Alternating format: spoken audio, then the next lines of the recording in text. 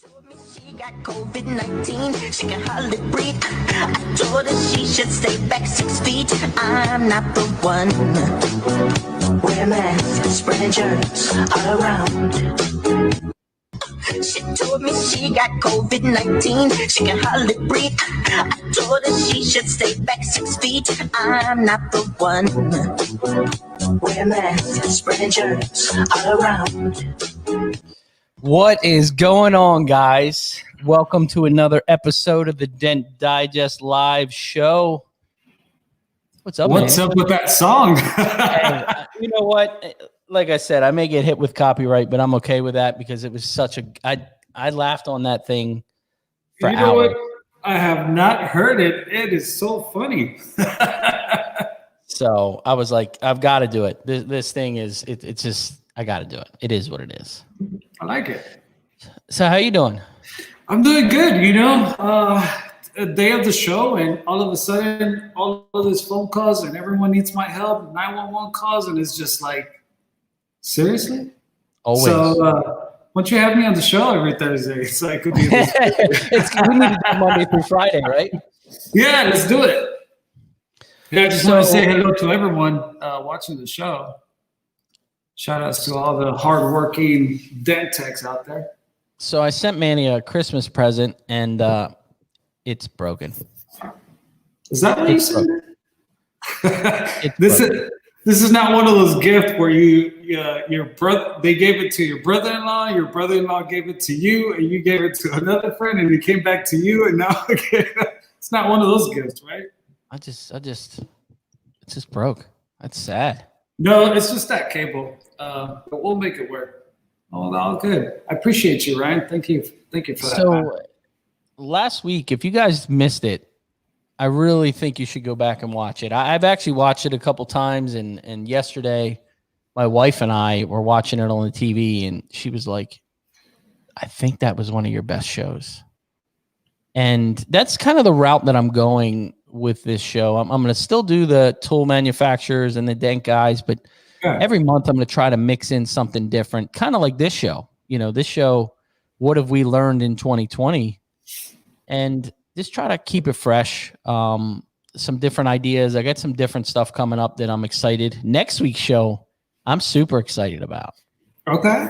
All right. I got Aaron on from the UK. Ooh, my boy Aaron, yeah. So that is going to be an epic show because his marketing is off the hook. It is. And he's as funny as crap. And if you guys didn't see that, he did a podcast, I think that came out today or comes out tomorrow with, what is it? One of those guys or just those guys, the guys from UK. Yeah, I saw that. So it's a pretty good podcast too. So, but let's don't forget he's a really good technician too, man. He's seen his work. Yes. Shout out to Heavenly Hill Repair in the house. So let's get this show going because I got a feeling it's going to be another late one. I feel like every week I tell everybody it's an hour. It's an hour long, but goes by fast, doesn't it? So we're going to bring these boys on. Let me get Mr. Matt Boyette. What's up, buddy? What's going on? What's up, Matt? Just living How the are you dream. guys? 53 degrees today. I felt like I was in Florida. It was cold today, man. I had to put a hoodie on. It's My cold. hands It was started getting a little 63. cold. Yeah, I don't feel sorry for living in Florida. Hey, What's up, look at Michael? Mr. Mike. What's up, buddy? I like all that stuff in the background. Yeah. Look at that. This is years of video game collecting here. Nice. How are you guys doing? I'm doing good. well. Yeah. Good. Yeah. Making it So good.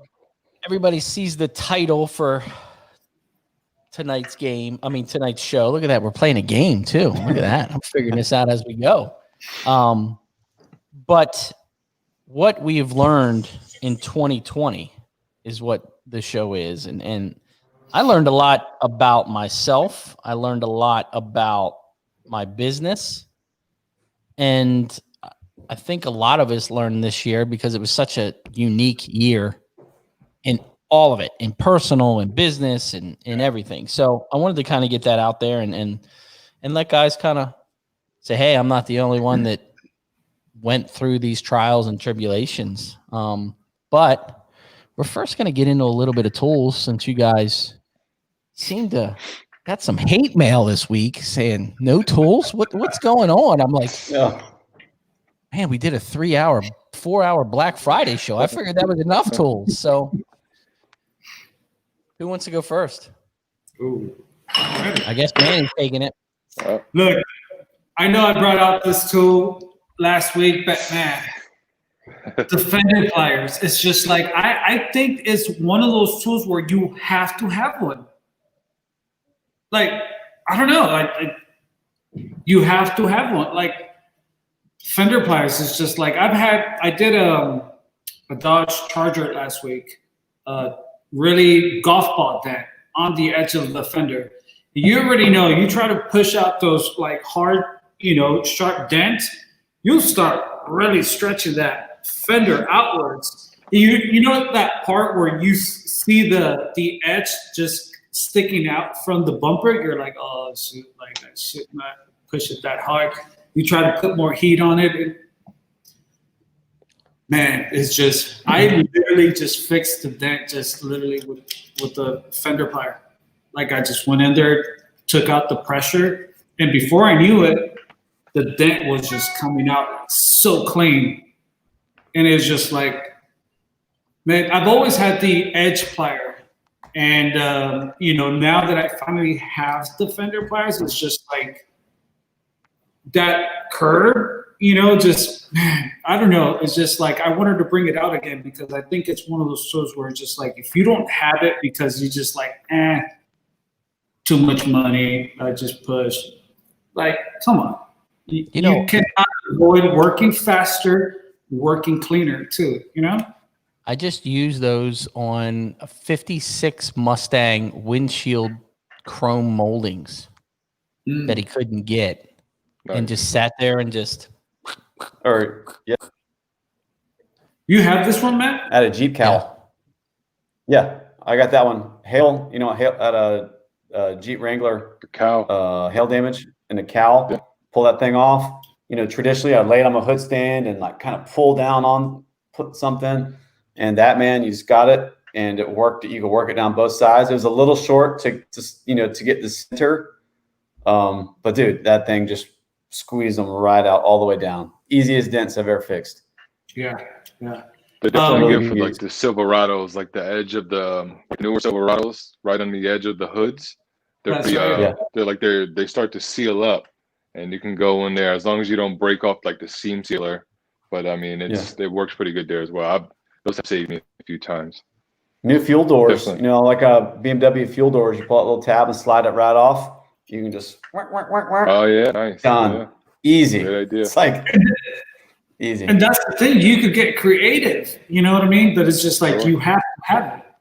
Yeah, absolutely. So it's just like, I don't know, I just feel like it's one of those tools where it's just like you have to have, I've gone as crazy as like, I did a Tesla quarter panel, and right where it's bonded on the double wall, got in there and just like squeezed a little bit more out, because the glue pulling wasn't doing it anymore.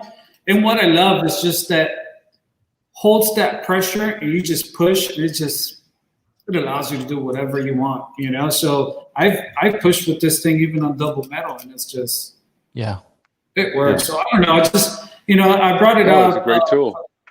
Like the last show we did, right? But I just figured I got to bring it out again because it's just like it's one of those tools where you need it. It's a must-have tool. It's a must-have tool. Yeah. So this is my tool for today's. Do I get to bring it out another one or what? Bring it out. What do you got? Again, I gotta bring them out again. And it's maybe, I don't know if it's because it's like when you're a kid, you get that one toy that you'll play for it for months. You'll use it everywhere you can. And I got these maybe about 2-3 weeks ago, And I tell you, like, I find myself using it like so much, and it's like. So those are from Artem, right? Like the Artem Abracadabra guy, correct? Yeah. So are those like knockdowns? They're like big, like or dollies is what they really are. Dollies. So when I first got them, I'm a big dollier. And I had this conversation with Matt. I had this conversation with Chad from Endeavor. And at first, every dolly that I have is like a nylon material. So it gives a little bit. And when we first got these, I was like, I think these are going to be too hard. You know, it's going to be too hard of a material. But the more I've used it, the more I've liked it compared to my nylon ones. It's taken me a little while. I've used it quite a bit. I mean, you can kind of see the bottom of them's kind of getting you can see where I'm really beating on it. Yeah. Out of that batch, I do like these two. Yeah. Yeah. Okay. But something about the material, like I said, in the beginning, I was really worried about it being too hard. But I feel like I'm not hitting it as hard. Yeah. I feel like there's more energy being driven through it, and I'm not wailing it as hard. I can just kind of tap it, and it's moving the metal. So what I love too is that because they're designed to be used like on edges, it's just like it will. I used it on the edge of like the dog leg, you know, like where it's dented on the bottom. Sometimes it rolls in right at that edge. Sometimes you can't see it. Well, I use this one to like tuck it in on that edge. And what I love is just that it's not like I have other knockdowns that I'll use to like pound down on, but it'll slip and it'll just come off. And with this, it was just it stayed on there, you know, and it allowed me to like really. And it's stuff that you cannot see. You could feel it. You could feel a little bit of that bump, you know, and knocked it down a few times, and that thing was gone. And it was just like it didn't slip, nothing, you know. It stays right on there. I don't know. Is that a Manny-made Band-Aid? It looks like gaffer tape. So I got to tell you guys something. I always use the acetone to remove the glue. And, you know, through the pandemic, there was at one point I couldn't find acetone. So I just started using alcohol. I got used to the alcohol. And then I started, my wife picked me up some acetone the other day, and I started using that. And I realized what it does to your fingers, to your nails, you know? And it was just like, it got to the point where it's just like started like ripping my like nail skin apart. And I don't know about you guys, but I'm a little softy when it comes to like small cuts, like ow. You know, like it's raw hand season over here. My hands are raw and chafed and red all the time. They're bleeding. So earlier I was like trying to get into a liner, and it was just like ow. So I just like loaded up with tape. Let's go. Made bandana. Let me know if you need one. I'll mail this once to you guys. But yeah, guys, I just wanted to, you know, show these again. I know that they're kind of new, and for some people may be like, you know. But I don't know, man. It's just like the more tools you get that are specific for different jobs, it's just like you're unstoppable. You know, just do anything you want. But yeah. Anyways, you know, if you're a guy that do a lot of like big hits, you know, I definitely recommend these. You know, door dinger, maybe, you know, you probably won't, but if you're just a dent tech, you need them. Look at Ray saying O'Keefe's working hand lotion. It does work. I just got that in the mail. I have not, guys. So who's next? Just brought out those two. Who's next? I got it. Good. I left all my tools at one of my job sites, but I still happen to have this in the bag. And this is a chameleon double throw. So I do like this tool a lot. And the reason why I do like the tool is because it kind of changed the way I repair bottom of the doors. I would see people like Hudson Tansey like talk about how they would go down through the window to the bottom of the door. And I've never worked like that before. I worked the hard way. I break my neck. I'll pull the door panel and just kind of work that way. But recently I worked on a Volvo. I went down through the window and I was able to fix the bottom of the body line, and it worked out real well. And it's a game changer for me because now I'm learning new things. I mean, that's the theme of the show, right? What'd you learn last year? But I'm learning new things every day. But yeah, so this tool I like pretty good for that reason. And I did get the longer version just so I can get quarter panels. My thing is right now, a lot of factory holes are 3/8, and you can get through that hole. And I need more long 3/8 tools to get through the, like for like Acadias and GMC terrains. There's a lot of open space in those quarter panels. Yeah. So when I get in there, I need something that works well. And I think with the double bend, I can actually get a nice twist with it, considering that it does have some flex. So you can twist a little more rather than having just a straight up push. So it definitely works well. And the longer version, like I said, it worked good on a Mercedes quarter panel. I was able to fix. I think I showed that on my Instagram. I'm not sure, but they're great tools. And other than that, I would say the best hammer, which is at my garage, I keep it there because it's a nice hammer and I don't want to destroy it. So now I do have that hammer, and I do understand why everyone loves it. I mean, the handle it's perfect. It fits in my hand just beautifully, and it just is great. And as Matt said before, like just something that a fixed head on a hammer, there's something to be said about this kind of hammers. I think that they're just for me, they're better, honestly. And it's a good hammer to have. I think, you know. Mike, we've lost your audio is cut off. I think it's headphones. AirPods. Yeah.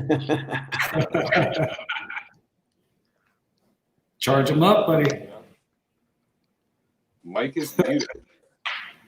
Can you hear? Can you hear Barely. me now? Barely. Can you hear me now? Yeah. Are you playing with me? There. We lost them. It happens. This is what happens when you're live, right? That's it. Trusty cords, man. So what do you got going on there, Boyette? You bring any tools with you? So I don't have any in here because I didn't tell you. Well, you didn't tell me, but one of them is attached to my cart, which is the 2MB1 mod rail. Mod rail. And I'm telling you, man, that thing, I use it every day, and every day it continues. Every time I put that tool in it, and I've got it now where I can just kind of like lay it right in it, just whip it right down, and it just goes right down, and then it slides right down to where it's supposed to go. And it's absolutely amazing. And I'm telling you that because I use it like I believe in it and I use it. Like, not and telling you that because he's my buddy. Seen Boyette, they have a 2MB1 kind of group, and Boyette posts all the time about ideas on how to mount them in the shop, how to mount them on your cart and your vehicle, whatever. So if you guys aren't in that group, try to get in there. And there's some really good information. Matt's put a lot of time into that and trying to get different cost-effective ideas on how to use it and mount it. Yeah. I mean, that thing it's really, I don't want to use the term game changer, but what else? But it is changing the game in that sense, in the way that you can grab your tools and go, and you can take, instead of grabbing one or two tools and throwing in a cart, you can grab a rail of tools and put them wherever you want. And I guess I don't want to say it's changing the game, but it's opening up a new chapter to where, like, that's never really been a thing. You know, it's always you grab a couple tools. This is you're grabbing a rail that you can have built out with a hammer, with a door tool, with a long tool, with a whale tail, with wires, whatever. You can grab this whole thing and you can kind of take it and put it wherever you want on whatever cart or a wall or back of your vehicle. As far as like you have your system set up in your mobile rig, you can put this right on that rail and take it off and put it on your cart. So it's really, I guess, opening up some new ideas to what we can do as technicians with those things. So I've been working with that. There's some new things that will be coming that I'm trying to do. I'm waiting on a few other products to drop that'll kind of go in conjunction with that I'm trying to figure out and really dial in.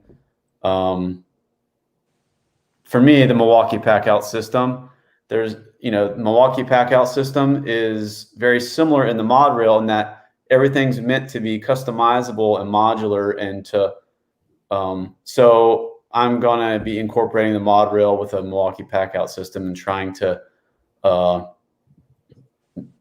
make those marry in a really unique way for route techs. So I'm really anxious. There's some stuff that's about to drop that I'm going to be grabbing, and that's going to be fun. And so there's that. So there's the mod rail, and that thing's just sick. And I can't wait to see what other little hangers that he comes out with. They'll be coming soon. And then the other thing, man, is this green jiu-jitsu glue, that Metal Medic Brazilian glue. I'm telling you right now, I've converted over to it, and that's all I use. And wow. Really? I got it just kind of as a gimmick, just to be honest. I was like, I'll get some jiu-jitsu glue and all that stuff, and so I got it. And I was pulling it, and it's just like boom, boom. It's pulling just how you want it to pull. It's tugging, it's pulling. When you pull and it pulls back at you, boom.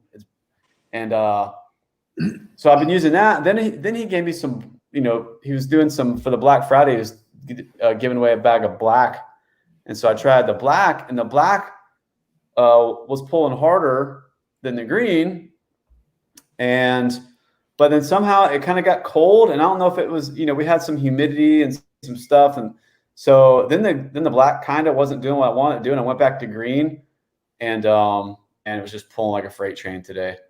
And so I'm just trying to figure out the temperatures with those. So but that being said, they pull awesome, and so I wouldn't say they're 100% solvent free. In the smaller tabs, they're solvent free, but I'm using some bigger.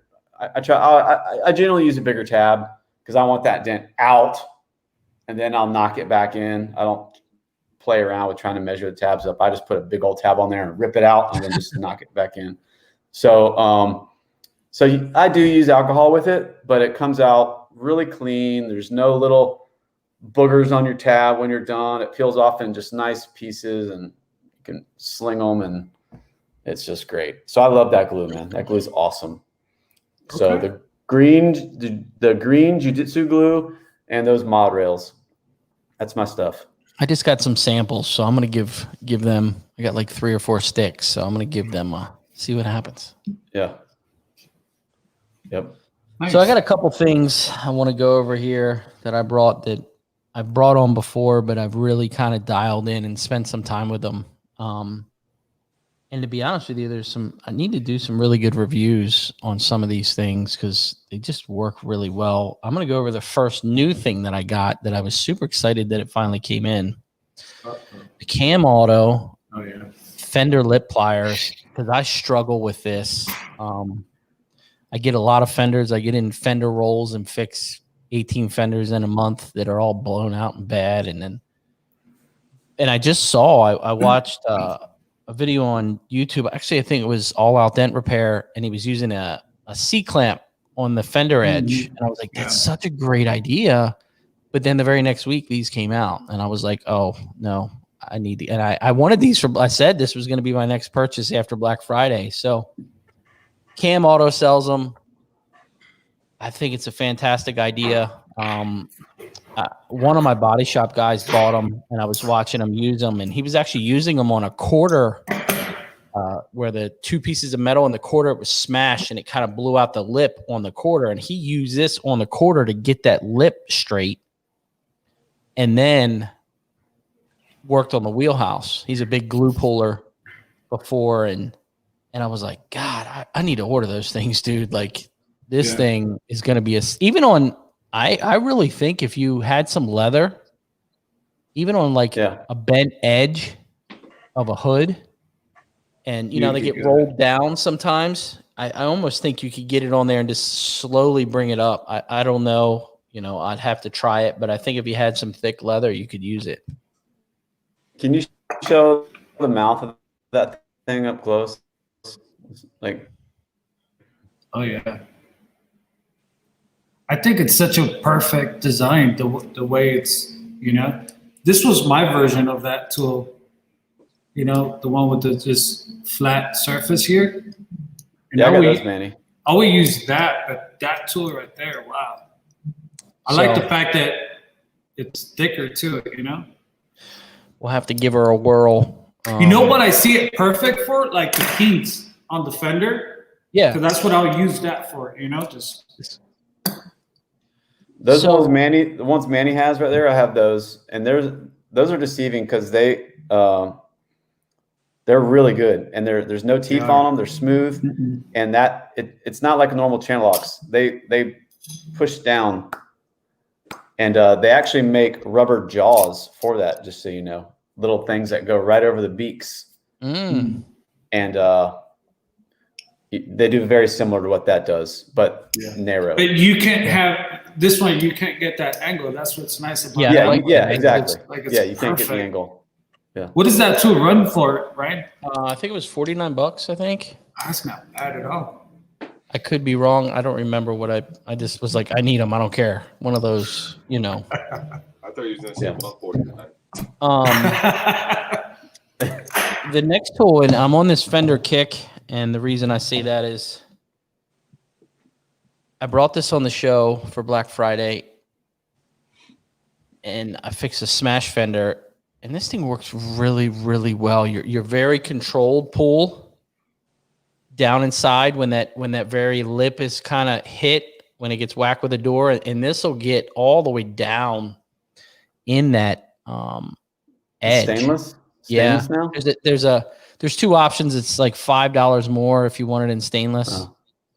And it's not a tool you're gonna bend, so I'd rather have it in the stainless than the standard. But you get so much control, you know, you can almost get in there and rock it and just, it's awesome.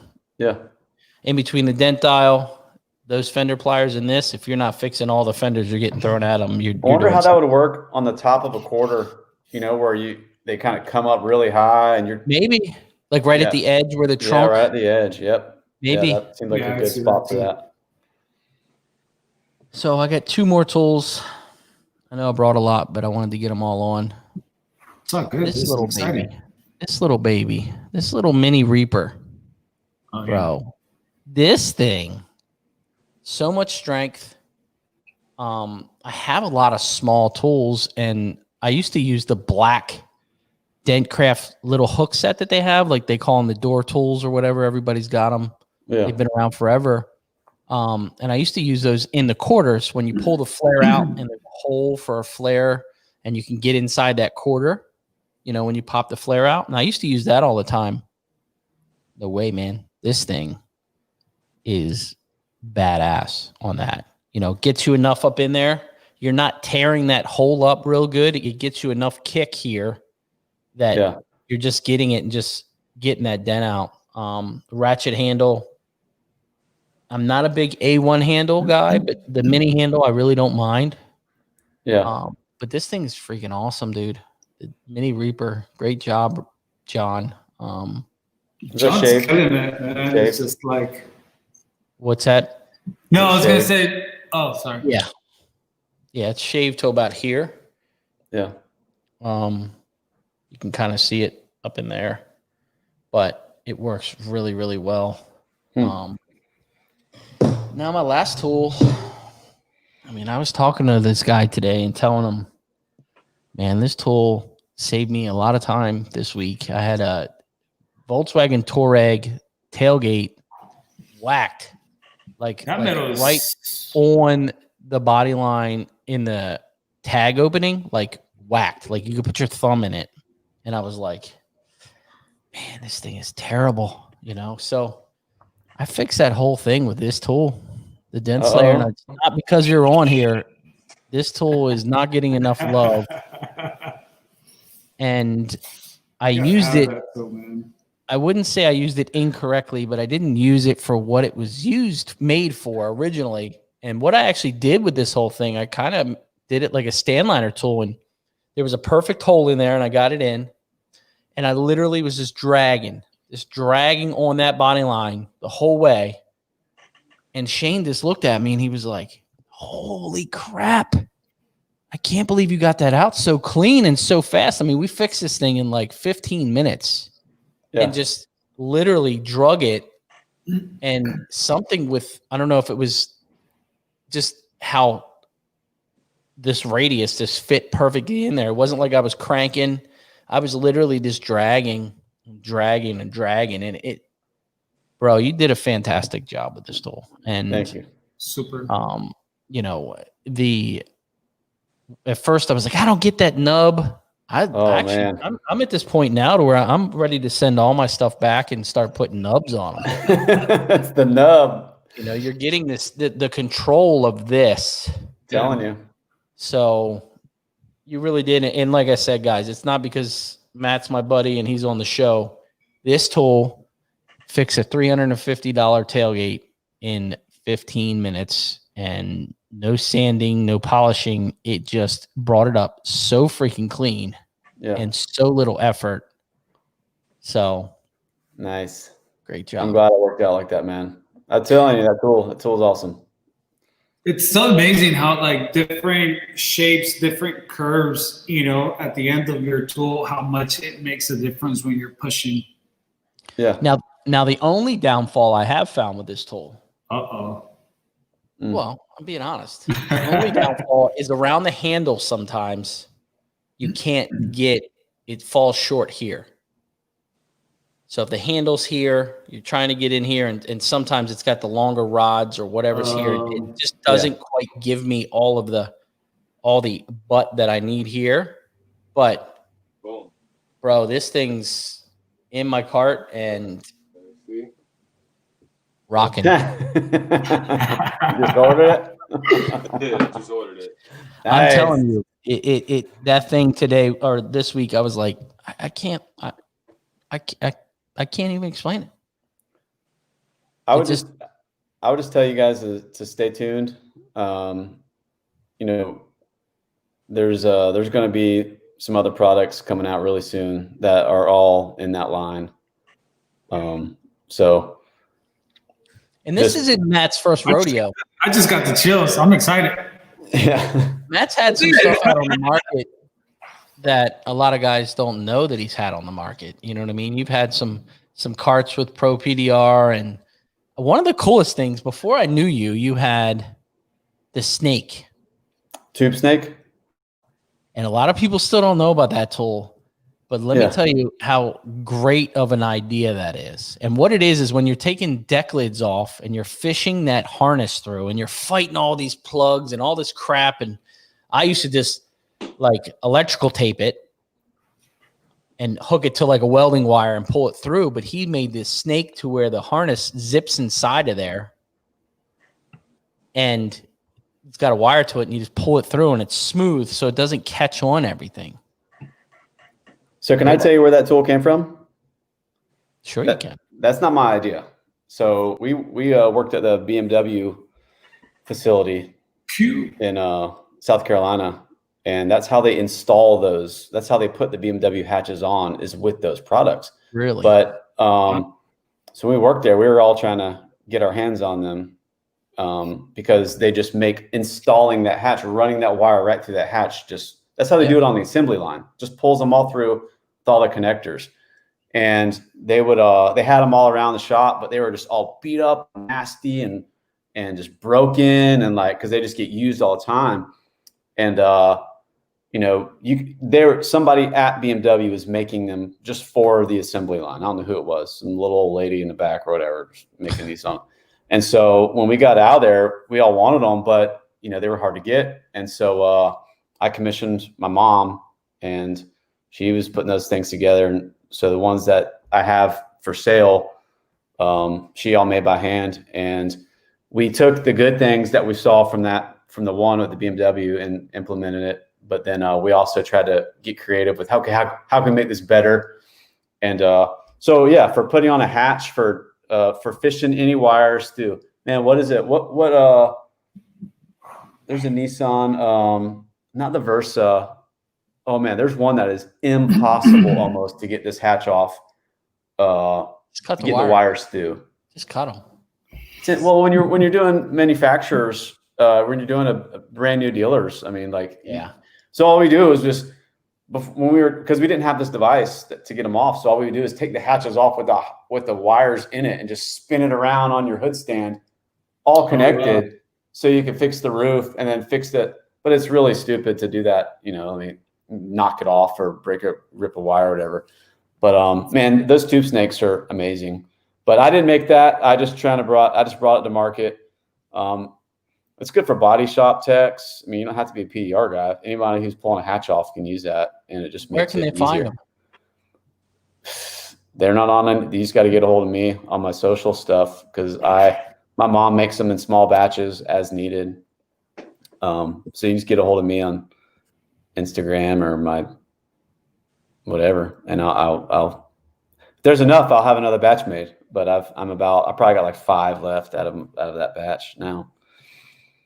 But cool little thing. Yeah. That's what's cool about when you're mobile. You know, you're going out and working in different places that like you see different things, different tools, different ways of how all these other techs out working. It's just like just grab different ideas and implement it. You know. Absolutely. Well, let's get into the show a little bit. You know, we are 36 minutes in and haven't even done the topic, but it's okay. A lot of guys like the tools, and you know, I like to keep bringing it up and trying to support those tool manufacturers. And I'm sure you guys have all seen they've canceled MTE. Yeah, man. But my good friend Dave Stream is really putting something together that I think is going to be epic. He was actually working on this. I knew about this project earlier. So, you know, I think it's going to be pretty cool. He's putting a lot into it. He's supposed to go live here, I think tomorrow, and kind of explain how it's going to go down. So what is it? Can you give us a brief? Or? It's like a kind of a virtual showing, and all the manufacturers are going to be there. Oh. They're going to have little booths set up.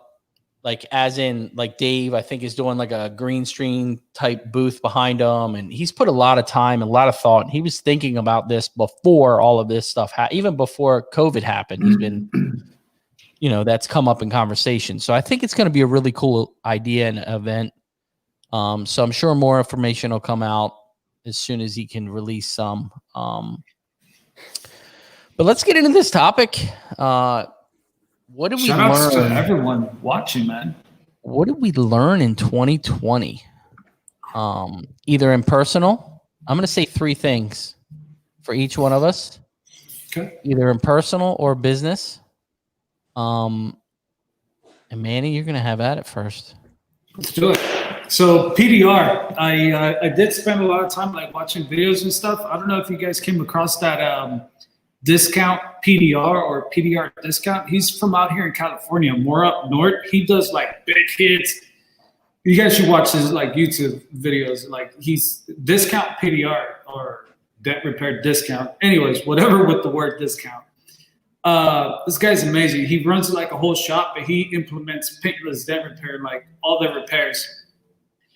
Watching a lot of his YouTube videos, something that sticked out for me that I was just like, and we probably all know this already, but like something that stood out to me that I learned that is that when you're glue pulling like a big smash, it's very important that you pull everything kind of like all at once.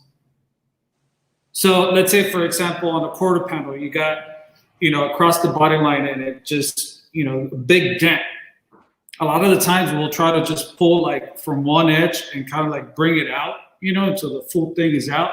What he's trying to explain is that you'll have a better, cleaner job if, let's say, for example, you put a longer tab and try to pull all of that at once.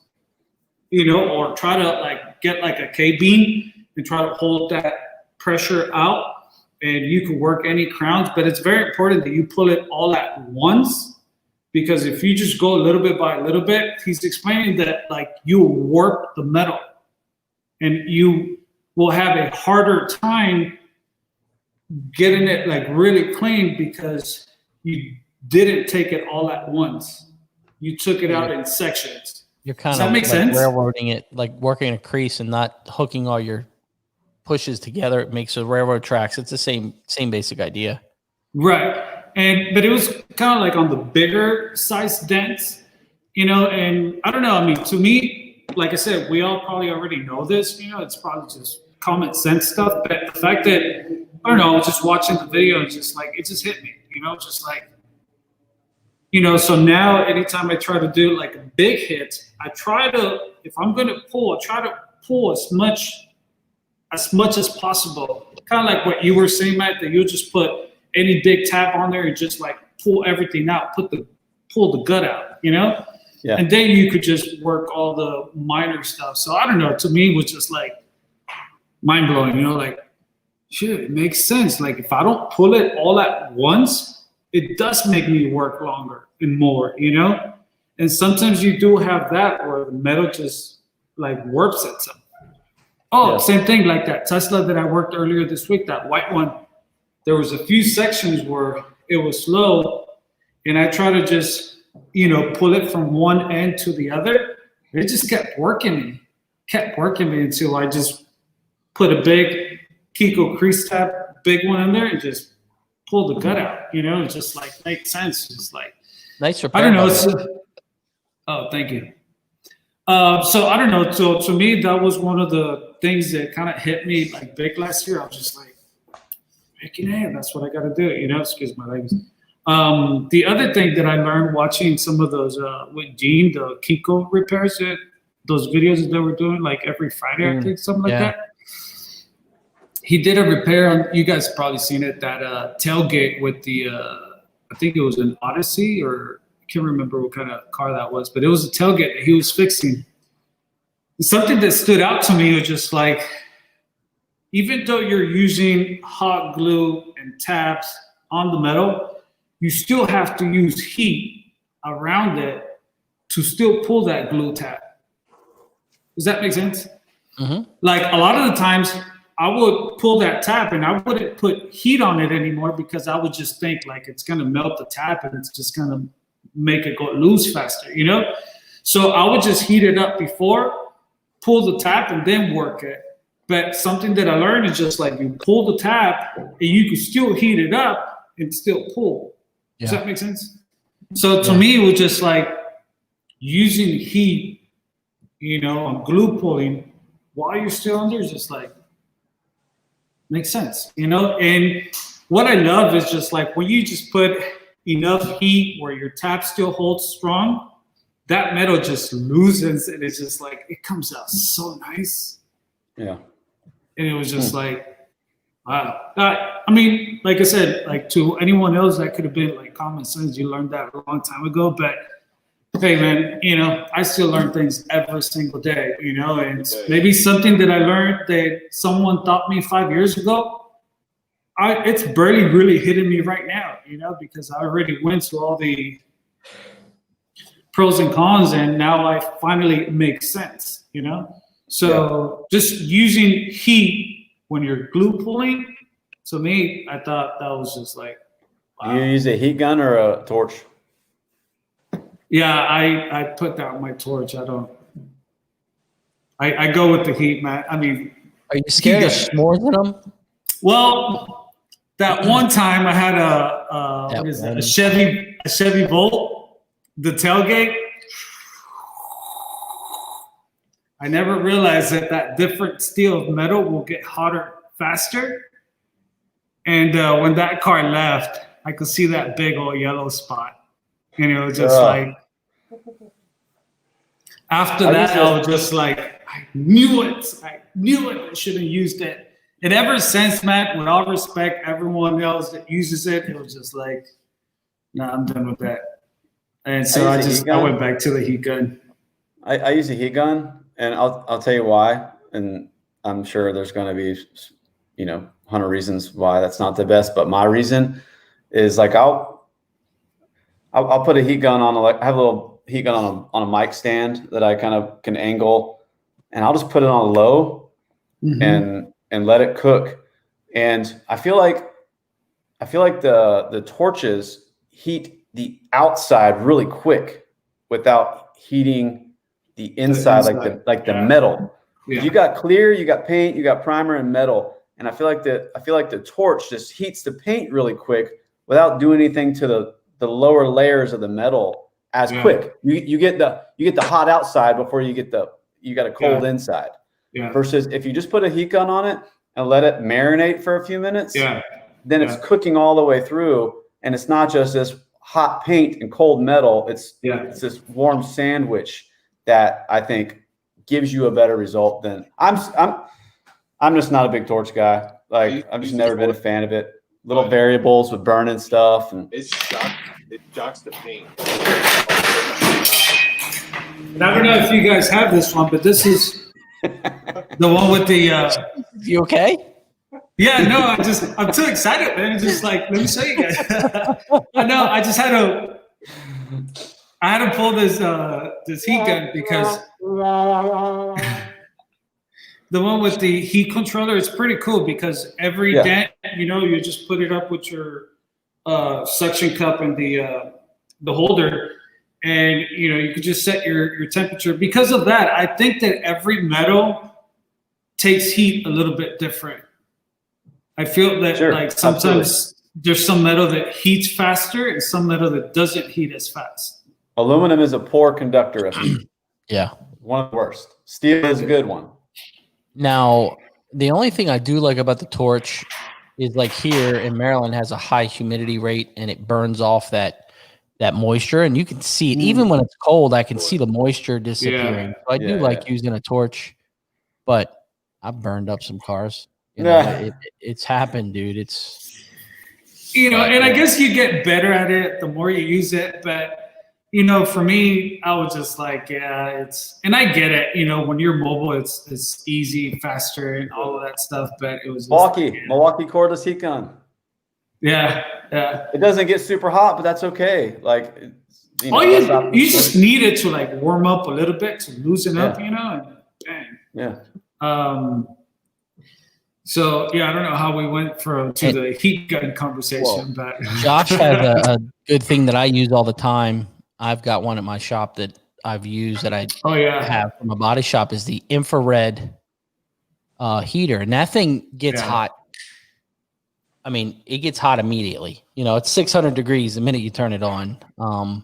But it works really well too because you don't have to. I feel like it spreads the heat more evenly. It's not like a direct heat. Like with a heat gun, you're waving it. With this, I feel like it's a wider heat spread. And I've been using it. I mean, you've seen it in some of my videos, this big kind of rectangle thing that I wave over, but they're super, super expensive. I mean, they were like $615. Yeah. But I don't know. I've been keeping my eye on UpFront just to see, a cheap one comes up. But it's crazy how heat is so important to what we do. And so I don't know. That was one of the things that it kind of hit me last year about like using heat even with glue pulling. So on the business side, it was just like, oh wow, it's cool. There's other little things here and there that because I spend time always just trying to learn, just watching YouTubes and different videos and things like that. On the personal side, I think 2020 definitely taught me that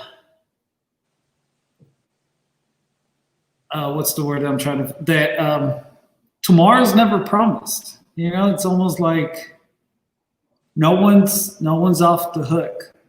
No one. It's you could have all the money in the world, but you're just as a risk as a person that with no money, And people are going to say like, whoa, no, that doesn't make sense. Just like the people with more money takes care of themselves better. No, what I'm trying to say is just like as a human being, you know what I mean? Yeah. Just like you know, this whole pandemic thing is just this whole COVID thing. It's just like, it's one of those things you don't know it's real until you personally know someone who's dealing with that. You know, and that's when it finally hits you like, oh shit, like, yeah, it's real. You know, and just to see the whole city just shut down. You know what I mean? Like who would have ever imagined that, like, March last year, everything just shuts down. You know, just like, it's the United States of America. It's like, we're in a good economy. It's just like, it's crazy. You know, like, shut down, like, wow. And not just the United States, but almost like the whole world. Yeah. You know, and it's just like, wow, I don't know. It just took my mind just like, you know, just brought it from up here to down here. Just like, you know, just like, you really have to learn how to value life, you know? Sure. Absolutely. And, you know, don't keep living with the mind that's just like, oh yeah, I'll live for another 10, 20 years, or nah. Today is your day. You live today, you know? And it's just like, I don't know, it just, I almost want to say just like, it slowed down life, you know, to more of like to reality, you know, like, does that make sense? 100%. Yeah. And that to me was just unreal, you know?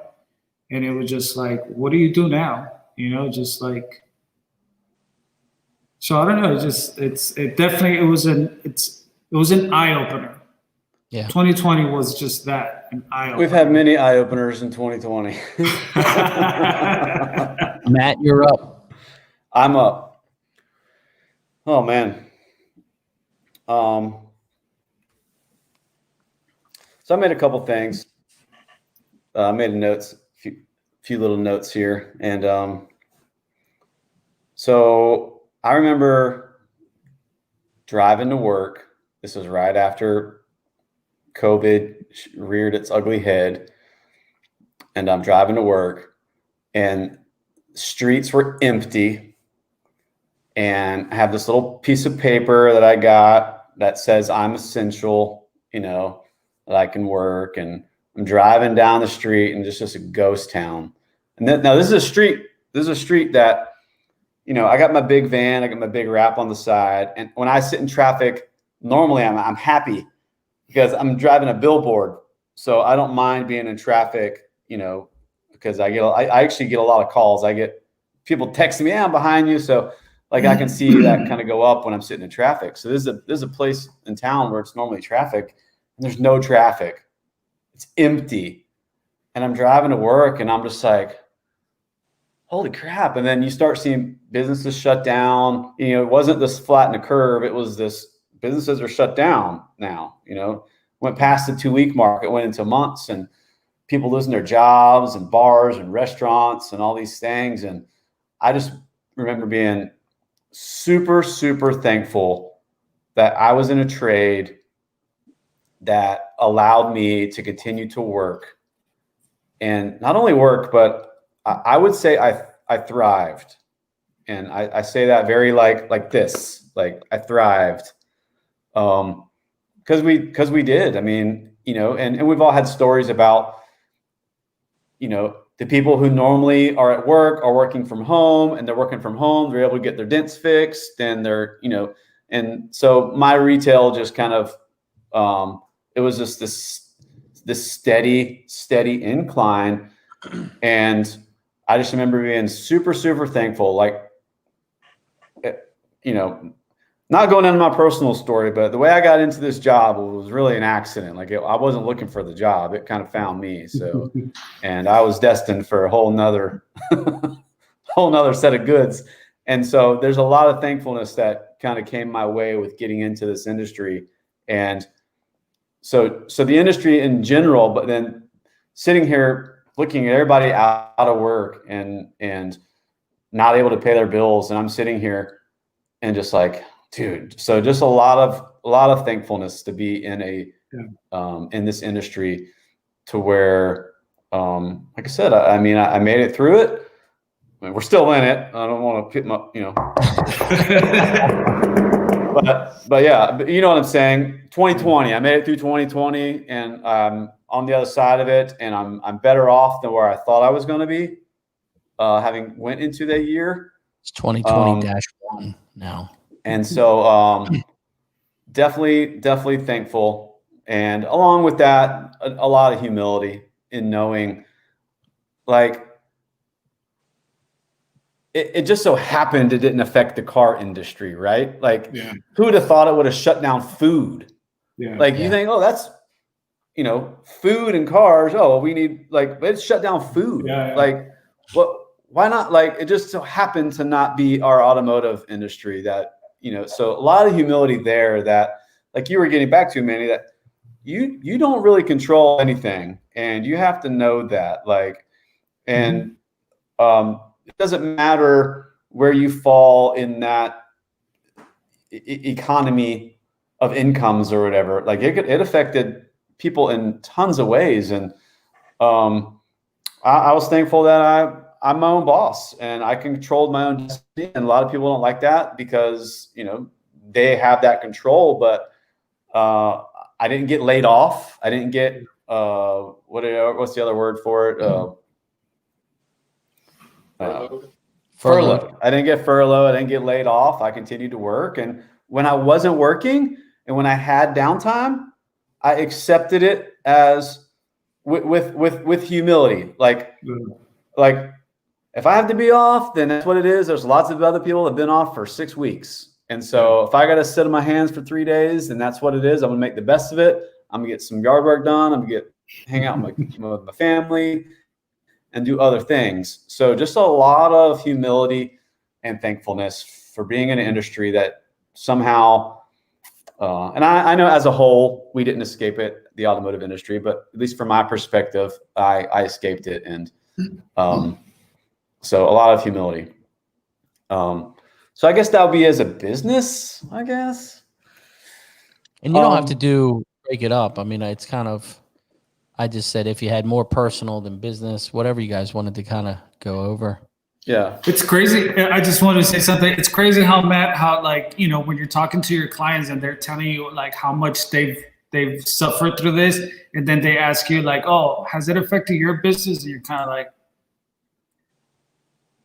you kind of don't want to say, no, it has not, but at the same time, it's just like, you want to feel for them too. It's just like, I don't shy away from it, Manny, like, because I'm all about giving hope to anybody who needs it. Like, and I don't want to feel, I don't feel ashamed that we're all part of this economy that it's like a cycle, right? And we all affect each other. And if I don't do well, then this person doesn't do well, and this person doesn't do well. And so I believe in all the pieces of that pie need to be doing well in order for me to be doing well. That's what an economy is. And so if someone else is doing bad, I don't feel ashamed saying I'm doing good, because hopefully that's going to come back around to that person and they're going to get back doing good. You know what I'm saying? Like, yeah.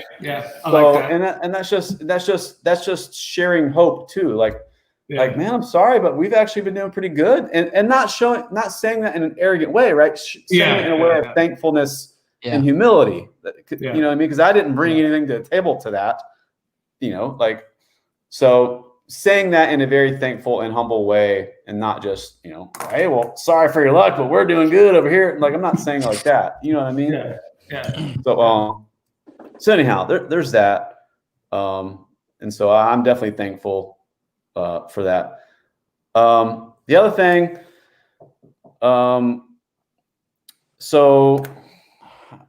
I started doing jiu-jitsu in 2019.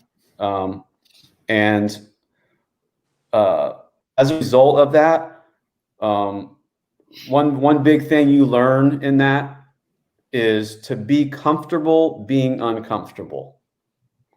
Especially when you start off, you're just getting beat up and you're getting grinded, and you're never going to go back if you're not cool with being uncomfortable, because you get placed in uncomfortable positions, and it's not fun.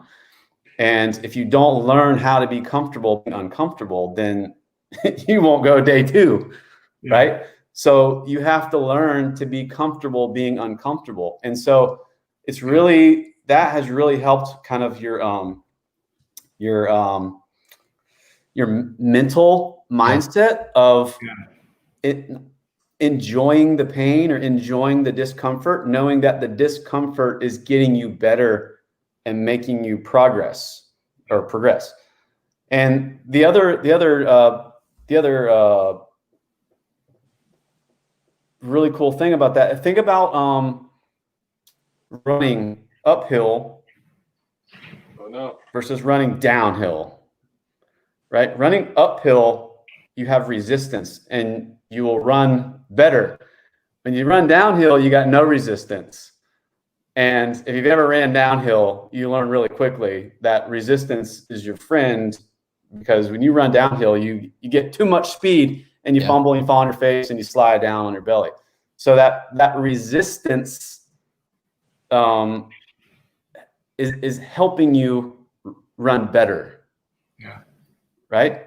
So enjoying the discomfort and learning that to embrace some of this resistance as a correction for, if you didn't have this resistance, what would you be doing?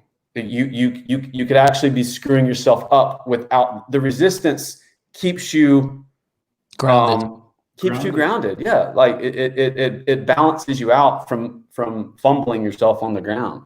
So embracing that discomfort and embracing some of that resistance, and really looking at it from a technical mindset, and not just being, pissed off all the time because you're not comfortable and you're getting resistance, but looking at it like, okay, like, how do I really grab onto some handles here with this and really think through some of this stuff and tactically look at it.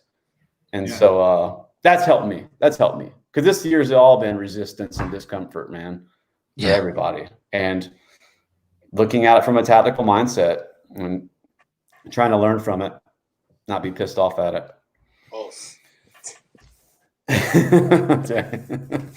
So anyhow, that's my year. How about you, Mike? That's cool, man. I like the way you look at things, man. Thank you. Very positive people in here, and I appreciate it all. Perspective is what it is. Because, I learned a lot last year. Last year was just, I wanted to vomit every day, because actually it's been 1 year today since I wrote my first invoice as Dent Sorcery. So I've been technically open for a year as of today, and I learned quite a lot last year. I'm still learning how to run a business. It's very difficult. We all are. Because the tax thing kind of confuses me. But thankfully, Mobile Tech RX and QuickBooks makes that real easy with a few clicks. But I don't know. I guess I'm learning every day. I learned to kind of make new friends. I've never done anything like this before, where I've been on podcasts or even went to an event such as the right before COVID happened. We actually, it was right in the midst of where COVID started to come in. We went to John Scotto's shop, and we had a nice meetup, and that was great. I've never done anything like that before, because I always felt intimidated or threatened by other technicians, and it wasn't until I left and started my own business that I just felt more comfortable just talking to more people, just putting myself out there, and just being friendly, because I'm not going to be threatened by the next dent guy, that's just a way that I just don't want to think that way anymore. It's just kind of the old-fashioned way, and I don't think it's appropriate. But I think everyone has their clientele, right? Everyone's got clients and connections that they'll use you always. And the same thing with the other dent guys. So if another manager comes in, it's not that other dent guy's fault, that they're going to use him. That's the manager. He knows that dent guy. But also, I've learned a lot of things. Watching other guys, like watching Manny or Matt or Ryan, watching Pac. I'm not gonna lie. I used to drill a lot of holes. I used to work on the lots. You know, I still work on the lots, but I used to drill so many holes. I mean, I just drill a hole, fix the dent, and then I just started to buy more tools and watch more people, and I see like dead center tabs. Before I would drill a hole, like a little 1/4-inch hole for a tiny little dent on a quarter panel. Now I take a little dead center tab, boop, with the lift right, pops it out, tap it down, I'm done.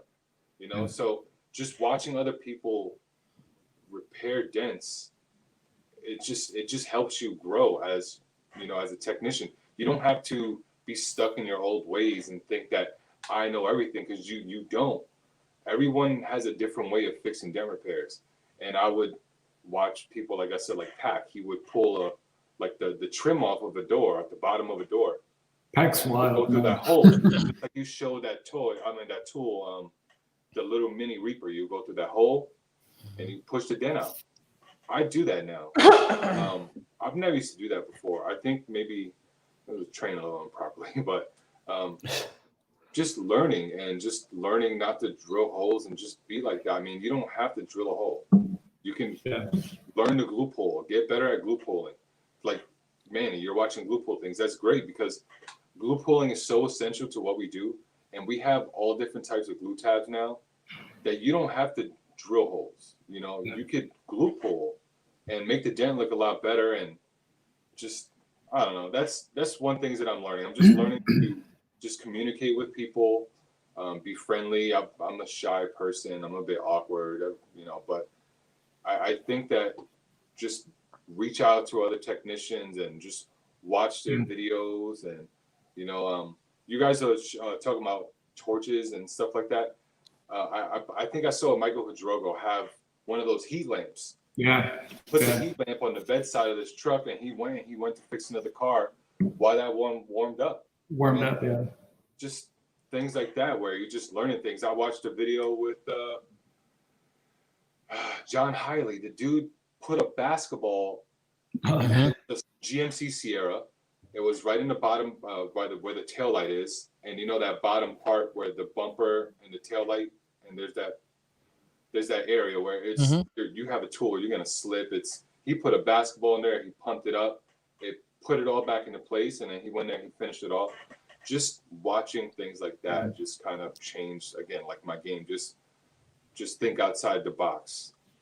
And I'm going to touch on that real quick, right before you go into your next one. And I don't want to interrupt you, but I don't want to forget to bring it up. Anson has a tool coming out. It's called the body bags, and it's small, different size bags for that exact reason. Wow. So I think they just launched it. I know it was in the works, but that looks like a really useful tool. Just for that instance, you know, it's different size bags that'll work. Sure. No, yeah, that's a great idea. Yeah. Absolutely. Shout outs to the whole community watching, by the way. Sorry, guys. You know, very nice words everyone's posting. So appreciate everyone. Yeah, I mean, everyone's great. You know, you just talk to them, and you know, there's no problems. I guess as a person, I don't know, man. Every day I was, like I said, I was scared. Like I wasn't sure what was going to happen.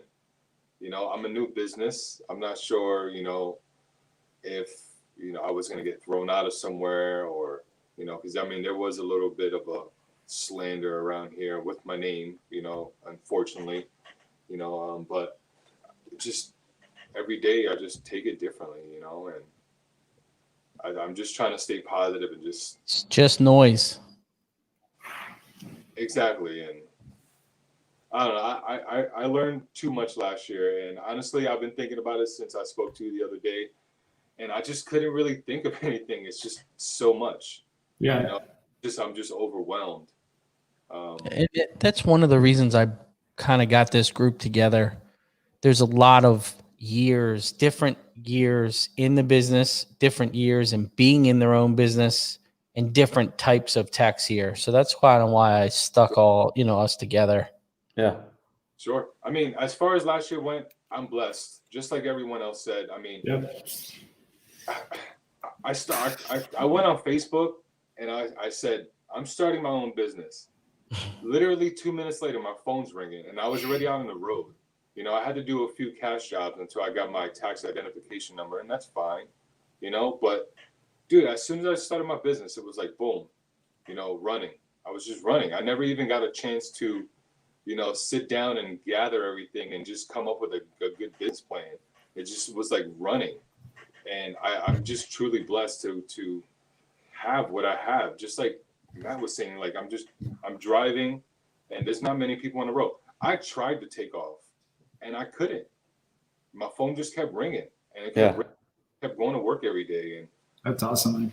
For that, you know, I'm blessed. I mean, I got it was a very small hailstorm. A small hailstorm on my first year. It was, you know, I mean, it wasn't a giant storm, you know, it wasn't like hundreds of cars, but it was like, I got like 30, 40 cars out of it. You know, that's a great year for me, you know, and I was able to do that. I picked up new accounts, new body shops. I just did a hail card for a new body shop. They were using an outside company that was here for hailstorms. And, you know, they gave me a shout and I did a card for them and they'll call me from now on, you know? Nice. So I think that I'm blessed and we have such a unique job and we should be very appreciative of it because like people are home and there we were, you know, at the body shops. The body shops are calling you. They're essential businesses, you know, and that kept me going for a while. Door dings. Unfortunately, a lot of body techs out here like to put little dings on cars, you know, while they're painting them and stuff like that. And I'm here for that. I mean, today I did a car where the guy was using the camera to get the paint code or whatever, and he dented the car. And, you know, I made $100 in like 2 minutes and I was on the road working on the car. We have such a unique job. It's such a great job. And I'm very happy to be a part of it. And, you know, God has blessed me with this job and I'm just going to help everyone that I can. And I'm not, you know, I'm here to help whoever needs a dent done. And that's what I'm here for. I'll help you however I can, as long as we can come to a good agreement. That's awesome, man. Absolutely. You know, but yeah, I mean, I learned how to, throw my ring twice now. I learned how to run a business, kind of, picking up new accounts, you know, very busy. It was a great 2020, despite it being such a down year. Obviously, you know, people are a little bit down. I mean, I'm down myself because I can't do all the things that I like to do. You know, I'm a big video game guy, movie guy, music guy. You know, I like to go to concerts. Me and my wife go to concerts all the time. We haven't been to concerts in forever. You know, the movies. I mean, you know, there's no movie theater. You know, we like escapism, and right now escapism is kind of hard to, you know, nowhere to go to escape. So what you got to do is you just, you know, you make dinner with your family. You learn to cook. You know, you just spend time with your family. You work in your house. You know, do some landscaping, whatever you can do. You know, if like I play a lot of video games, I play. You know, people haven't seen me for a while. You know, I haven't been on Instagram or Facebook for a while, but I've just been kind of just chilling. You know, like I had a summer, and in the winter time, I just kind of was taking days off, and you know, I was working maybe like 2-3 days a week, and just taking every day off and just chilling. And you know, I did a lot of landscaping, and just here I am, man. I'm still here, and you know, again, I just appreciate everyone and all the love everyone's given me, and just happy that I'm here. And again, I'm blessed, bro. I have a question, Mike. Where do you live again? Pennsylvania. Out of everything that you experienced last year of just jumping on like full time, what is your words of advice for someone who's in the same footsteps, that they want to go full time in PDR, but in the situations that we're in, it could kind of, be a little bit tricky. What's your words of advice for someone like that? Well, I mean, I've been full-time PDR since 2011. So I've always been full-time. It was just I worked for another business. Oh, I see. But I would say, no offense to people who have a lot of techs, but just make sure your bosses take care of you because you're worth it. If you are worth it, if you're a good tech, you're worth it. And Ryan, take care of your guys.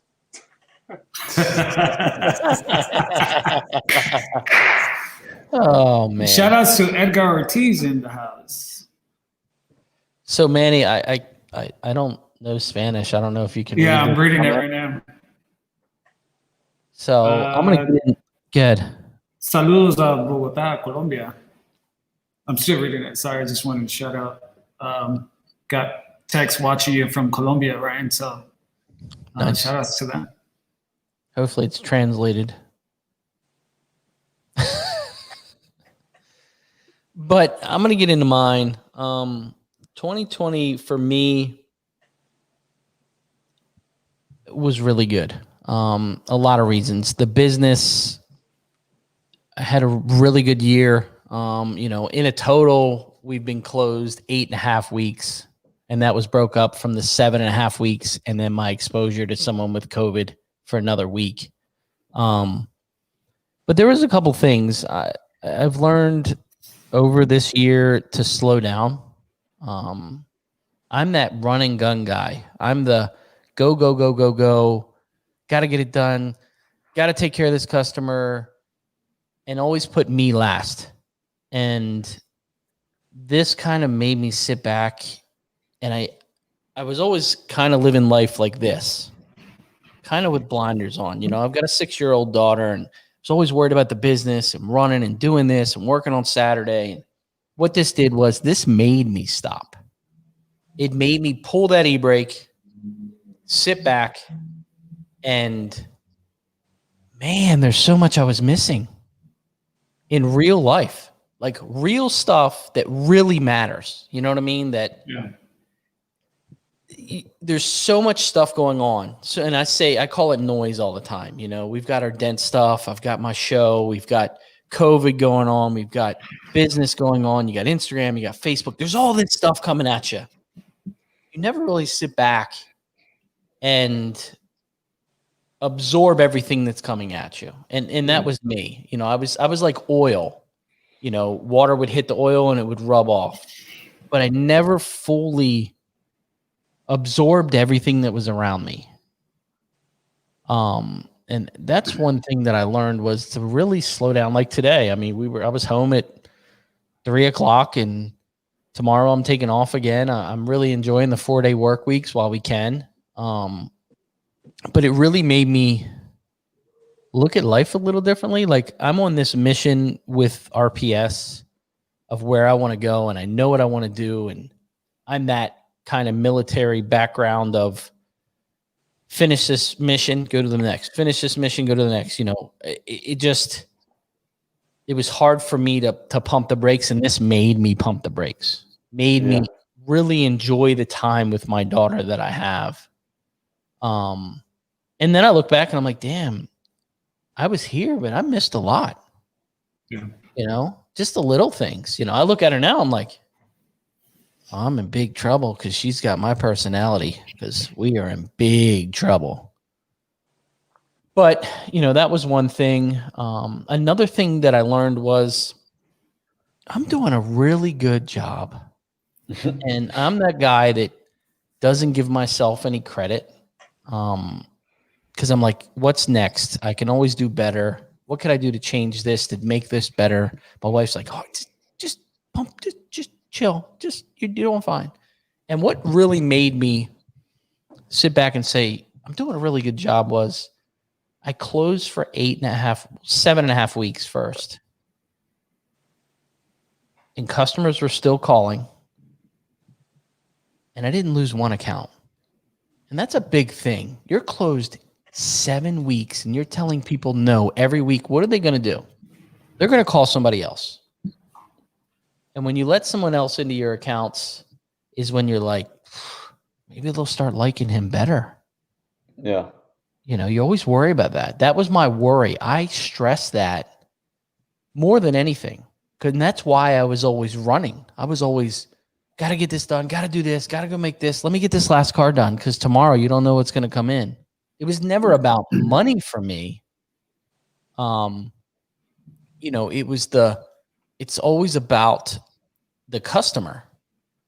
But what this did was, when I went back on the road, I was stressed. You know, I'm terrified, and I'm like, man, what did I lose? And they keep calling, and I'm going in. They're like, oh, we missed you. You know, give me a big hug. And I'm like, what have you guys been doing with it? And they're like, we've been painting them. We're not calling anybody else. You know? Thought they were going to say, we call Mike. You know, it just, for me, it kind of made me sit back, and I was like, you're doing good, you know, giving myself a little credit. The other thing it did was it allowed me to fire customers that have not been good customers. You know, I would let customers go that were a pain in the ass and were not making me money, that I was losing money because they were taking my time when I wasn't servicing another account. Yeah. It allowed me to, I can't get there. You know, and they either went, you know, could go somewhere else, and literally everyone I've dealt with is still calling, but the ones that are not so important, that are kind of the pain in the butt, I just put them out farther, make it work for me instead of me scrambling to get them taken care of. Yeah. So that was a big thing. And I'll tell you, this year put a lot of stuff in perspective for me. In friendships, in the crowd of people that I want to be around. And it was humbling. You know, I sit back and I appreciate everybody that watches this show and supports all my social media stuff. And, you know, it's definitely a special thing to sit back and, you know, absorb that and appreciate the people that are standing behind you, even though you don't see them. You know, there's people in here, I don't have a clue, or I'll get a message through Facebook, or, you know, and it's nice to really enjoy that. You know, it's not an ego thing. It's not for me, I don't do this. I do this because I enjoy it. You know what I mean? It truly is, for me, it's a passion. And I don't know, it's been a year, you know, my wife's in it. You know, this is her field. You know, she's specializes in infectious disease. And, you know, it was the first time in my life she has stood behind me through every crazy ass thing that I've ever wanted to do or tried to do or failed, or she's always been there. And I think it was the first time for me to stand behind her. You know, everybody's like, why are you closing? You're essential. You're essential. You know what? The boss tells me no. I'm going to listen to the boss, you know? So that was one thing I've learned, that I can, you know, sometimes I look at myself as selfish in my marriage because it's just the way it's always been. And now it's kind of for me to step back and be on her side, you know, got her back right now through all this crazy times. And I learned a lot on the computer. You know, I spent a lot of time on Google My Business and my Instagram and social media posts, and really dove into and learned how to make some of these posts really work. Seriously made it harder for all of us here, I'll tell you that. Can't be doing posts like Ryan does. You know, I hear you, Manny. I've learned the customer. You've got to learn in our business, and Matt said it perfect a couple weeks ago. In our business, you can make all these befores and afters. You can make all these pictures with your light, make it look all pretty. But the average person, they don't understand it. My buddy Edmund was like, what is that light? I'm like, what are you talking about? That's a reflection. It's a reflection off of a light. And he's like, yeah, what am I looking at? And Matt said it. Matt said, they really don't understand what we've got going on there. So you need to dumbify it and make it to where the customer understands it. So, I learned a lot on that, I love all the guessings when they're standing by near you and they're just trying to guess what that light's going to do. Is that light going to heat it up? Heat it up. Oh, is it going to take it out? What? Suction cup. I knew it. The solar panel. Yeah. But no, for me as a business, we did really well, for being closed 8.5 weeks. I'm super fortunate. I have a question. Yeah. Maybe for all of us in the hard times where we were all trying to guess, like, oh man, like things are tough, and you got out from your home, and you saw the empty roads, and you got to go to work. Seeing all of this stuff, what do you go to in hard times like that? Like Maria was talking about last week, that like she has affirmations, that help her see light in the dark, or some of us will pray. What are you guys' thing to go to affirmations or whatever it is whenever you see it that it's dark, but it's not dark, and you just gotta just lift yourself up and keep going? You guys. I'll tell you mine's. Mine's every morning, same thing like Matt. It was just like I was driving to work and I could see that the streets are empty. It's just like, it's not supposed to be like that. You know what I mean? So I think naturally fear is always going to try to get us, right? And so in situations like that, it's just like my go-to thing is just like prayer, and also just being grateful. Just start counting all the things that I'm grateful for. Like Matt was saying, just like seeing all the street empties, I would just pray that everyone finds peace. That no matter how hard the situations are for everyone, that everyone just finds peace. And I start counting all my blessings, all everything what I'm grateful for. And that helps me to like keep myself above water. So I don't know what everyone else is. It helped me through the hard times. And I remember when I closed and my wife and I really had a serious conversation. I was still in bed. It was in the morning. And she's telling me, I really think you need to do this. I was crying, because this is my dream. I'm living my dream. I love this job. I love my customers. When I leave this house, it isn't about making money. I don't worry about every day when I leave here, I got to make $500. I got to make $300. I got to make $1,000. I go out every day mentally to handle the customer, just to service the customer. That's all I care about. But what helped me through that situation was my friends. When I would call somebody, or even just when I was closed, Manny, when I FaceTimed you and we're sitting there talking just a couple weeks ago when I was on lockdown again, friends for me is what kind of pushes me through that. The other thing is I've learned to absorb and enjoy the little things. Like today I'm driving and the sun's out and I'm driving. I'm just looking at this sun coming up and I'm like, damn, man, it's going to be a good day. So that's what I've learned on that. How about you, Matt? Well, I'm a Christian guy, so I look at things with a deeper meaning. So, I mean, I know that things that happen at face value, you can only take them so far because there's bigger things going on. And so I try to look at things through that lens in that regard. So there's definitely a spiritual aspect of it that I have to acknowledge and that I trust in and put my hope in. So there's that. But then there's the other, there's two sides of that coin. There's that spiritual thing, God, and then there's the other one that's man and his responsibility. And so I have a part in this, right? And so man, it's easy. Like,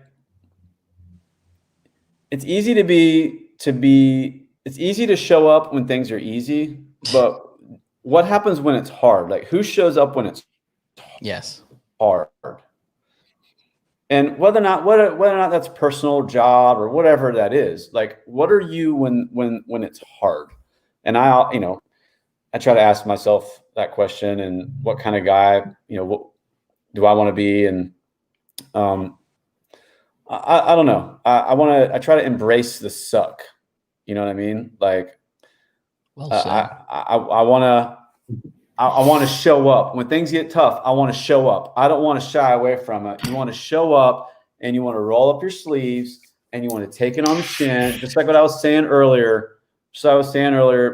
Like, you want to be comfortable being uncomfortable. You want to be content, and you want to not only just be comfortable, but you want to like mow through it. And I see obstacles as opportunities. Just being honest. I'm not trying to get all like Tony Robbins on you, but I honestly do. I honestly do. You see an obstacle, and you can either hit this obstacle and turn around and go the other way, or you can plow through it, or you can go over it, or you can go around it, or you can see it as an opportunity. And usually when things get tough, when you get that resistance, usually that's a growth opportunity for you too. And if you can see that as a growth opportunity, then you have a different mindset about it. Then it doesn't suck. Okay, think about working out, just going to the gym, right? There's that pain. Like, no one ever leaves and says that I feel better the next day, like my muscles, like that. That soreness, it's not a good feeling, but it's a good feeling mentally, because you understand that you're gaining from that at that point, right? But even though it hurts, even though you're sore, there's a growth and there's a gain from it. So at some point, it turns from a physical pain to a mental gain, right? And then you're like, okay, like, and you start to embrace that suck, and you start to feel good in that pain. And so there's this mental aspect of it that to me is very challenging, and that if you can try to like embrace it or grab onto it and not shy away from it. Because again, if you go to the gym, get a free week at the gym and go to the gym for 4 or 5 days, and it's going to absolutely suck. If you've never worked out, it's going to absolutely suck. Nothing is going to feel good. And your body tells you, stop doing this, go sit back on the couch and do what you were doing. And if you listen to your body, listen to that pain, then you always will. But if you can embrace that mentally and push through it and grind, then you'll gain from it. So I try to look at it that way. That's a good one. Embrace the suck. Yeah, I mean, you're gonna have days, you're gonna have bad. The good days will always outweigh the bad days. So it's like, exactly like you said, embrace the suck. When you're at work and you're not happy, you got to do it, right? So either you do it happy or you do it angrily. No matter what, you got to do it. So you got to choose the latter. You got to be happy and keep your energy up there, and just not be that kind of person. But don't just do it happy. What I'm saying is lock in your head that I'm not just gonna like, I'm just gonna put on a smile and do it happy. No, yeah, I understand. Like, it's that you're locking in and you're seeing that there's this undertone that you're gonna grow through that, and then you kind of get this little creepy grin on your face. It's like, you think this is bad, but I'm growing from this. Like, and you start doing this kind of stuff. That's what I'm talking about, where you really understand that growth that's unseen. So yes. I understand. Yeah, man, I'll tell you, this is 2 weeks in a row we've had a banger. This has been a banger show this week. I've got something here. I know we're an hour and 34 minutes in, but I want to share this with you guys, and it kind of touches this week's show and last week's show. I'm going to read it off on my phone. So it says, Charlie Chapman lived 88 years. He left us 4 statements. Number 1, nothing is forever in this world, not even our problems. Number 2, I love walking in the rain because no one can see my tears. Number 3, in the most lost of the day in life, it's the day that we don't laugh. Say that one again. Sorry. Say that one again. Says the most lost day in life is the day we don't laugh. The next one, number 4, 6 best doctors in the world. Number 1, the sun. Number 2, rest. Number 3, exercise. Number 4, diet. Number 5, self-respect. Number 6, friends. Stick to all the stages of your life and enjoy a healthy life. If you see the moon, you will see the beauty of God. If you see the sun, you will see the power of God. If you see a mirror, you will see God's best creation. So believe it. So we are all tourists. God is our travel agent who has already identified our routes, bookings, and destinations. Trust him and enjoy life. Life is just a journey. Therefore, live today. Tomorrow, maybe not. Amen to that. Bam. That was banging. Drop your mic. We're going to end it on that. Drop your mic. You guys have a great night. I appreciate you coming on here. I hope you've learned what we've learned this year. And have a great evening. And I will see you guys next week. See you guys. Bye.